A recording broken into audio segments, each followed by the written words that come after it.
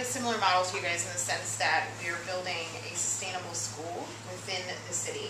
And so we wanted to give you an overview of obviously our mission and vision statement, and then specifically what do we believe as the architects of this school concept. So our mission statement is that we want to create an inclusive school learning community that instills a growth mindset, develops student strength, and expands their capabilities as everyone works collaboratively in order to develop one another's fullest potential, surmounting challenges, and positively impacting communities as citizens in a global society. And so in a tangible perspective, what does that actually mean for us as we develop this school? We believe in the theory of multiple intelligences. No child learns the same as every other child. And so how do we take Howard Gardner's theory of multiple intelligences and integrate that throughout this school's concept? And so you'll see as we delve more into the actual meat of the presentation that we recognize all of the different learning styles of every child who attends.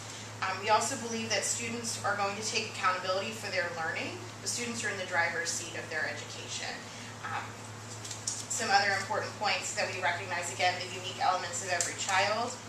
Another important theme is the power of human relationships. And so we talk a little bit about how can human relationships exist as we move forward in this technologically advanced society. And so our vision is that we integrate those two rather than remaining as siloed concepts.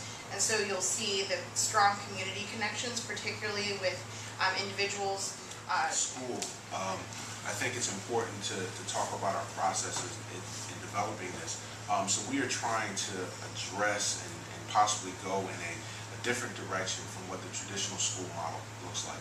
One of the questions that we thought about as we were developing this is we were looking at the whole model of K through 12 learning and the way in our traditional public school model of the way that kids are learning in elementary school.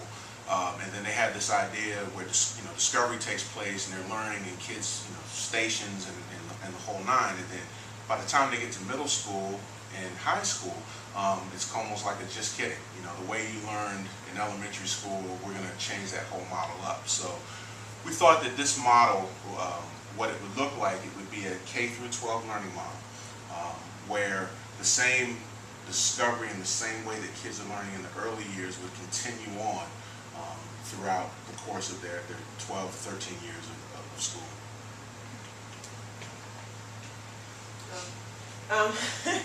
So we kind of almost took like the airport model of how the building would be structured. We were thinking that we called it the hub. As we kept talking, we had a lot of feedback in regards to, we wanted to make the building very much accessible to the community.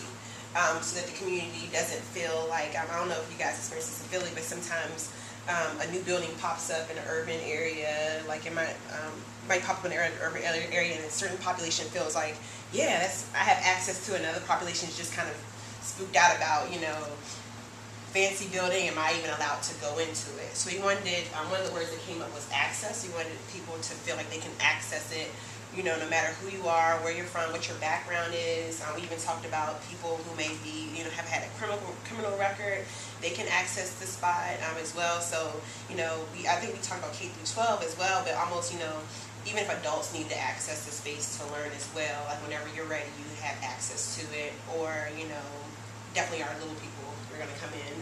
But, we wanted everyone to have this learning space, almost a community center model, but definitely the learning component. Launch learning is kind of where it kind of starts here. So it's almost like a community center where they can kind of walk in. We were still a little stuck on like kind of compartmentalizing spaces. So if you guys have any feedback about how we should structure it so it doesn't look too schooly, but the walkway where people can, students or whoever, more like students in this area and community can come this way, could walk into this open space, could have breakfast. But the big thing is kind of where our content is they have this departure board where they get to see what your kind of itinerary for the day is. And there's this essential question where, I think we were starting to use the idea of like, we were talking about sustainable community. Like for instance, the essential question might be related to recycling water. We're going to do a lot of tiering kind of instruction, almost developmentally. No really clear, inclination of, oh, you're this age, you have to be with this group, but more or less you're kind of in this mindset, so you're going to kind of be with this group. Almost like tiering it, so like, the little people are kind of really egocentric. They're trying to learn how to share, where you're trying to learn how to deal with their family, versus like middle schooler are kind of learning, okay, community, and then your upper kids are kind of learning like world. So let me get back to it. They're seeing the departure where they're seeing what they have to do for the day. They even might have like an iPad where some of the information is coming. The parents can access the